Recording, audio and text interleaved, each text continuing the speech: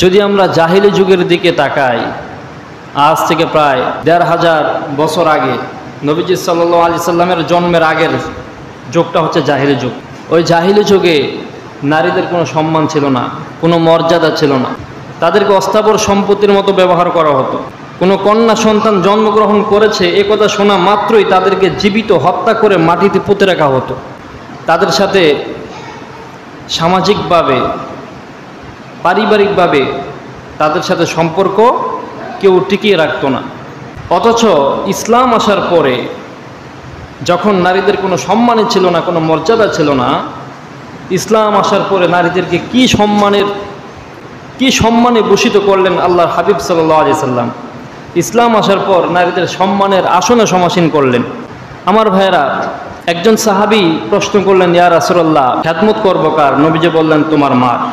তারপরে কার? তোমার মায়ের। তারপরে কার? তোমার মার। তারপরে কার? তোমার বাবা। এখানে নারীদের কথা কয়বার আসছে? আর বাবার কথা? নারীদের সম্মানের ব্যাপারে আল্লাহ তাআলা তাদেরকে সম্মান দান করেন। আল্লাহ তাআলা যে নারীদের পেট থেকেই বড় বড় নবীরা দুনিয়াতে আগমন করেছে। আমাদের প্রিয় নবী, সর্বকালের শ্রেষ্ঠ নবী মুহাম্মদুর রাসূলুল্লাহ সাল্লাল্লাহু আলাইহি সাল্লাম কারো না কারো মায়ের পেট থেকে জন্মগ্রহণ করেছেন। তার মায়ের নাম কি? আমেনা। নারীদের পেট থেকেই সাহাবীরা এসেছে, নারীদের পেট থেকেই অলিগণ এসেছে। নাকি তারা আসমান থেকে আসছে? তার মানে নারীদের সম্মান মর্যাদা কম না বেশি? কিন্তু একটা সময় সম্মান ছিল না। ইসলাম আসার পর তাদের সম্মান মর্যাদা বাড়াই দিয়েছে কে? কিন্তু এতটা সত্ত্বেও আমাদের দেশের একটা কুচক্রী মহল নারীদের এগিয়ে যাওয়ার স্লোগান দিয়ে তাদের সম্মান মর্যাদাকে আরো ক্ষুণ্ণ করতে চায়। আপনারা দেখেছেন, এই যে কয়েকদিন আগেই নারী বিষয়ক সংস্কার কমিশন গঠন করেছে, শোনেন নাই পেপার পত্রিকায়? নারী বিষয়ক সংস্কার কমিশন, সেখানে তারা 10 থেকে 12টা দাবি উত্থাপন করেছে। ওই জায়গার মধ্যে এমন কিছু দাবি তারা তুলে ধরেছে, যেই দাবিগুলো যদি আইন পাশ করা হয়, যে দাবিগুলো সমাজে প্রতিষ্ঠিত করা হলে সরাসরি ওই দাবিগুলো কোরআনের আইনের সাথে সাংঘর্ষিক, কোরআনের আয়াতের সাথে সাংঘর্ষিক। সুস্থ মস্তিষ্কের একটা আকেল একজন ধর্মবীর মুসলমান কখনো ওই আইনের সাথে কখনো আপোষ করতে পারে না। আমি কয়েকটা কোট করে আনছি, কারণ সময় যেহেতু সংক্ষিপ্ত, বেশি আলোচনা করার সুযোগ নেই। 1 নম্বরে নারী এবং পুরুষের সমান অধিকার দাবি করেছে। নারী এবং পুরুষের সমান অধিকার দাবি, এই দাবি করার দ্বারা সূরা নিসার 11 নম্বর আয়াতকে সরাসরি তারা অস্বীকার করেছে। এই দাবিটা সূরা নিসার 11 নম্বর আয়াতের সাথে সরাসরি সাংঘর্ষিক। যেমন আল্লাহর উপরে আল্লাহ পাক নাজিল করলেন, ইউসিকুমুল্লাহু ফি আওলাদিকুম লিয-যাকারি মিসলু হাজ্জিল উনসায়াইন। আল্লাহ তাআলা তোমাদেরকে আদেশ করছেন, ওসিয়ত করছেন, নসিহত করছেন। তোমাদের সন্তানদের ব্যাপারে আল্লাহ তাআলা নসিহত করছেন, লিয-যাকারি মিসলু হাজ্জিল উনসায়াইন, 2 জন নারীর সমান 1 জন পুরুষ। অর্থাৎ 2 জন নারী সম্পত্তি যা পাবে 1 জন পুরুষ তা পাবে। সুবহানাল্লাহ বলেন। অর্থাৎ 1 জন পুরুষ যে সম্পত্তি পাবে, 2 জন নারী সে সম্পত্তি পাবে।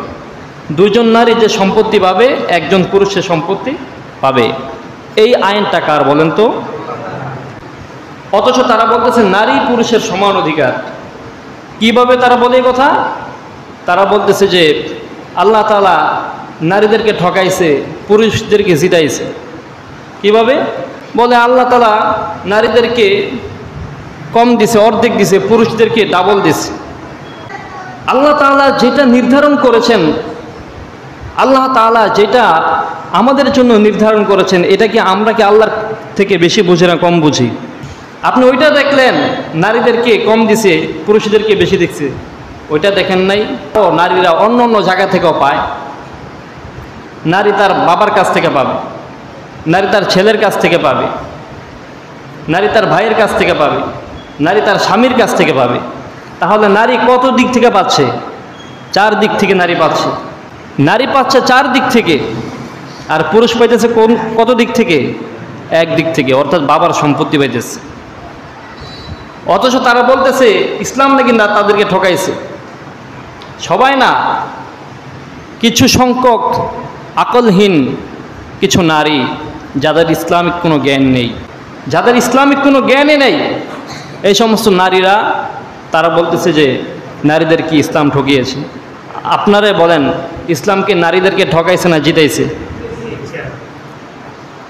যেখানে নারীরা চারদিক থেকে পাচ্ছে, তাহলে নারী বেশি পাইতেছে না?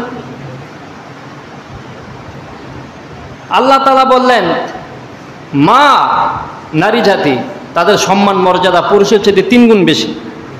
সাহাবাই কেরাম বলছেন না ইয়া রাসূলুল্লাহ খেদমত করবো কার? নবীজি বলছেন মায়ের খেদমত করো। 3 বার বলছেন মায়ের কথা, 1 বার বলছেন বাবার কথা। তাহলে এখানে সম্মান মর্যাদা কার বেশি হইল? নারীর বেশি না? কিন্তু তারা নারীদেরকে এই স্লোগান দিতে চায় যে নারীদেরকে ইসলাম ঠকাইছে। নাউজুবিল্লাহ পড়েন। তাদের এই দাবিটা সরাসরি সূরা নিসার 11 নম্বর আয়াতের সাথে সাংঘর্ষিক। তাদের 2 নম্বর দাবি বহু বিবাহ বিলুপ্ত, নারী অধিকার কমিশন সংস্কার, এটার মধ্যে তারা 2 নম্বর দাবি করছে যে বহু বিবাহ অর্থাৎ একাধিক বিবাহ বিলুপ্ত করতে চায়। এ আইন যাতে পাশ হয়। একাধিক বিয়ে এটা কি সামাজিক রীতি নাকি এটা আল্লাহর রীতি? কথা বলেন না। আল্লাহ তাআলা বলেন সূরা নিসার 3 নম্বর আয়াতে রব্বুল আলামিন বলেছেন ফানকিহু মা তাবা লাকুম মিনান নিসাই মাসনা ওয়া সুলাসা ওয়া রুবা। নারীদের মাঝে তোমরা যাদেরকে পছন্দ করো তাদেরকে বিয়ে করো। মিনান নিসাই মাসনা সুলাসা ওয়া রুবা, 1টা 2টা 3টা অথবা 4টা। এই আইনটা কার বলেন? এই আইনটা কার? আল্লাহ তাআলা কি না বুঝে আইনটা করছেন? কথা বলেন না কেন? আমাদেরকে আল্লাহ তাআলা অনেক ক্ষুদ্র জ্ঞান দিয়েছেন। আমরা এই সংক্ষিপ্ত জ্ঞান নিয়ে আল্লাহ পাকের বিশাল এই কথা আমাদের বোঝা আসবে না। কতটুকু জ্ঞান আল্লাহ তাআলা আমাদেরকে দিয়েছেন জানেন? আল্লাহ বলছেন ওয়ামা উতিতুম মিনাল ইলমি ইল্লা কালিলা, যত সামান্য জ্ঞান তোমাদেরকে দান করেছি। কেমন? আটলান্টিক মহাসাগরে যদি ছোট একটা সুই যদি ডুবানো হয়, ওই সুইটা ওঠানোর পরে সুইয়ের মাথায় কতটুকু পানি লেগে থাকবে? খুবই সামান্য। এই সামান্যতম জ্ঞান আল্লাহ তাআলা সারা পৃথিবীর মানুষের মাঝে আল্লাহ পাক দিয়েছে। আর গোটা আটলান্টিক মহাসাগরের পানি পরিমাণ জ্ঞান আল্লাহ পাক তার নিজের কাছে রেখে দিয়েছেন। সুবহানাল্লাহ পড়ে আল্লাহ বলছেন ফানকিহু মা তাবা লাকুম মিনান নিসাই মাসনা ওয়া সুলাসা ওয়া রুবা, নারীদের মাঝে তোমরা যাদেরকে পছন্দ করো তাদেরকে বিয়ে করতে পারো 2টা 3টা অথবা 4টা। এরপরে আল্লাহ তাআলা আবার বলছেন ফাইন খিফতুম আল্লাহ তাআদিলু, যদি নারীদের মাঝে তোমরা এই আশঙ্কা করো যে তোমরা সমতা বিধান করতে পারবে না অথবা ন্যায় বিচার করতে পারবে না, ফাওয়াহিদাতান, তাহলে একটার মধ্যে সীমাবদ্ধ থাকো। সুবহানাল্লাহ। তারা ওই জায়গাটা শোনায় না। কি শোনায়? যে আল্লাহ নারীদের উপর অবিচার করছে। আল্লাহ বলছে 4টা বিয়া করো, 3টা বিয়া করো। একটা নারীর মন ভাঙ্গা আরো 3টা নারী বিয়া করতে বলছে। নাউজুবিল্লাহ। কিন্তু তার ওই আয়াতটা কইরা শোনায় না যে আল্লাহ তাআলা বলছেন ফাইন খিফতুম আল্লাহ তাআদিলু, তোমরা যদি নারীদের মাঝে এই তোমরা নারীদের সাথে সুবিচার করতে পারবে না, তাদের ভরণ পোষণ দিতে পারবে না, তাদের মন রক্ষা করতে পারবে না, সমতা বিধান তোমরা করতে পারবে না, যদি এই আশঙ্কা করো তাহলে একটার মধ্যে সীমাবদ্ধ থাকো। তাহলে আপনারা বলেন তারা যে এই আইনটা যে তারা পাশ করতে চায় যে বহু বিবাহ অথবা একাধিক বিবাহ বিলুপ্ত, এই আইনটা সরাসরি সূরা নিসার 3 নম্বর আয়াতের সাথে সাংঘর্ষিক কিনা? এই আইন পাশ করা মানে সূরা নিসার আয়াতকে সরাসরি অস্বীকার করা। নাউজুবিল্লাহ। আর কোনো ব্যক্তি যদি বুঝে শুনে কোরআনের বিরুদ্ধাচরণ করে, কোনো ব্যক্তি যদি বুঝে শুনে আল্লাহ পাকের আইনের প্রতি বৃদ্ধাঙ্গুলি দেখায়, তার কি ঈমান থাকবে? থাকবে না। দেখেন বহু বিবাহের ব্যাপারে, বহু বিবাহ এটা কেন আল্লাহ পাক দিয়েছেন তার অনেকগুলো ফায়দা আছে। সারা পৃথিবীতে এখন নারীর সংখ্যা 3 গুণ বেশি, পুরুষের সংখ্যা মাত্র 1 গুণ।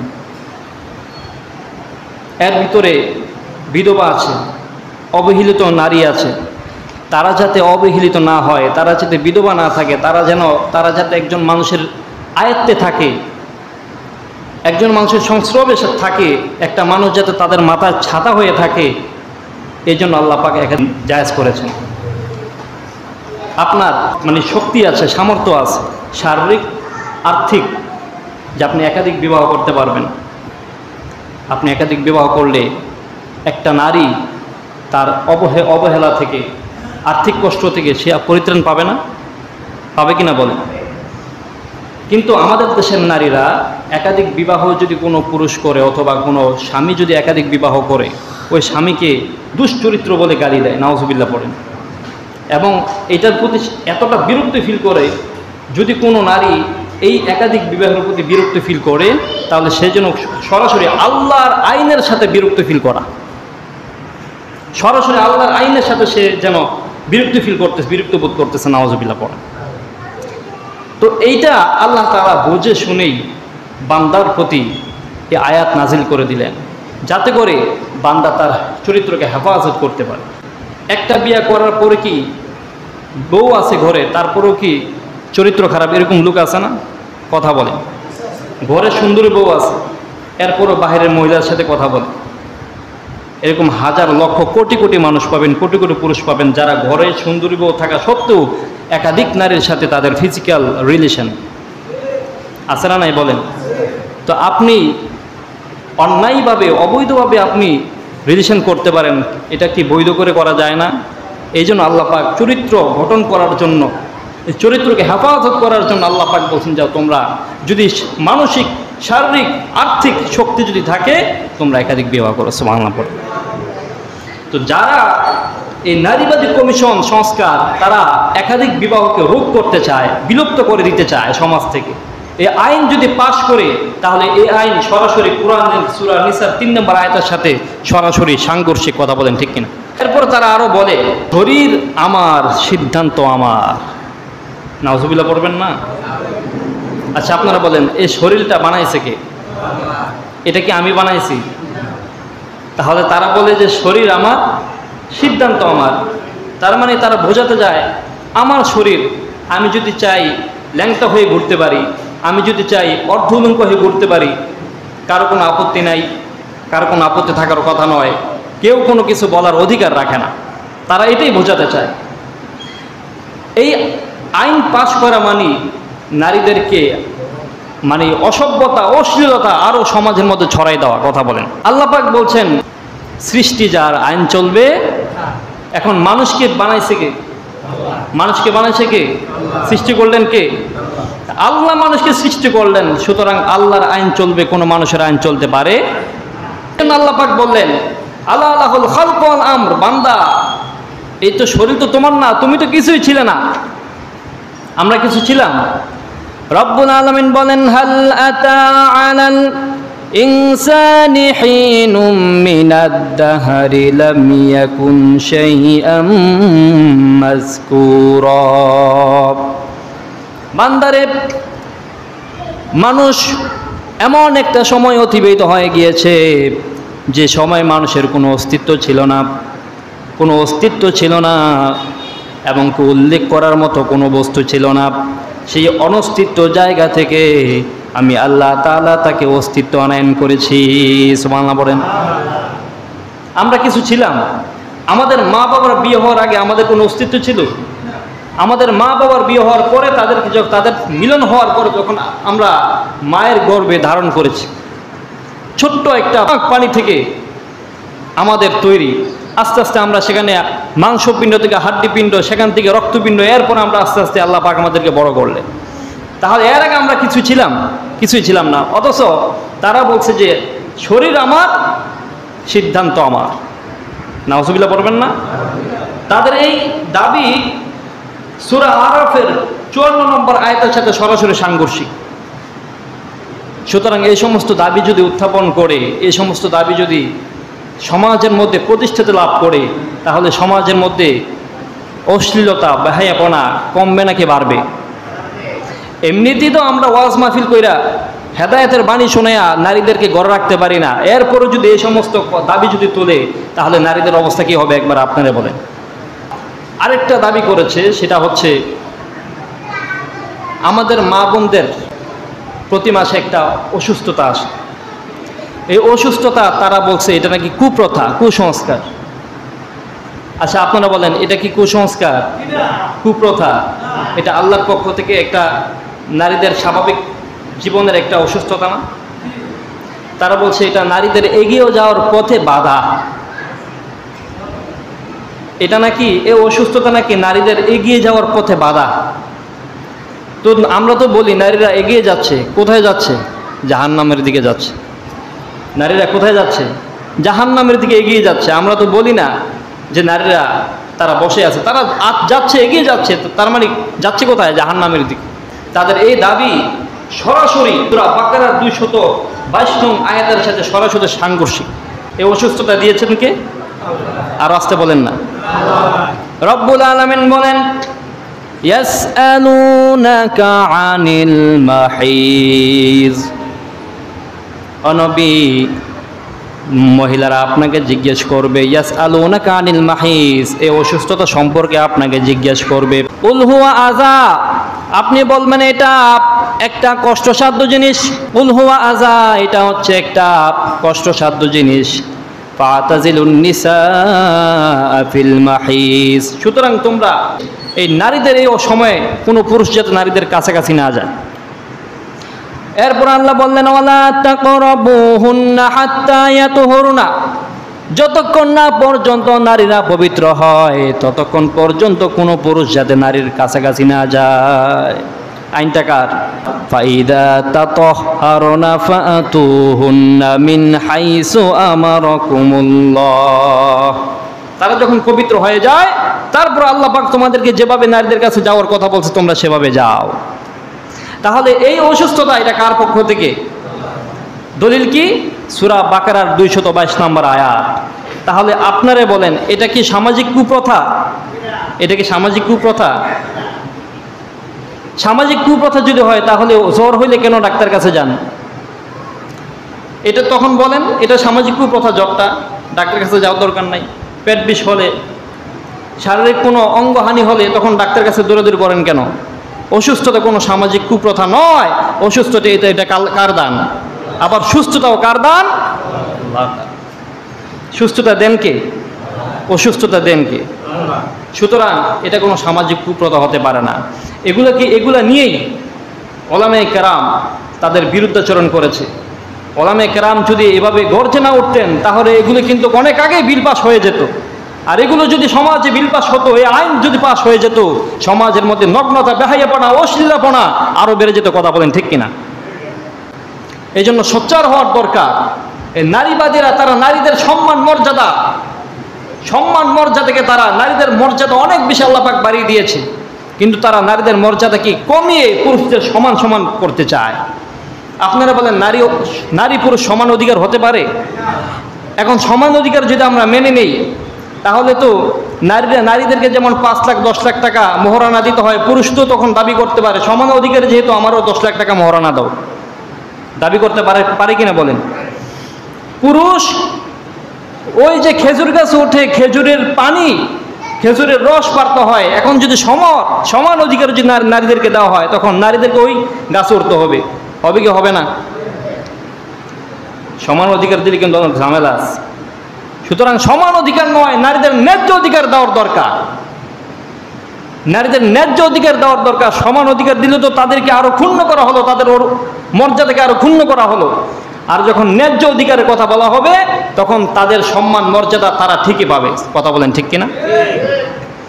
এই জন্য আপনারা বলেন, আমরা কি নারীদের সমান অধিকার চাই নাকি ন্যায্য অধিকার চাই?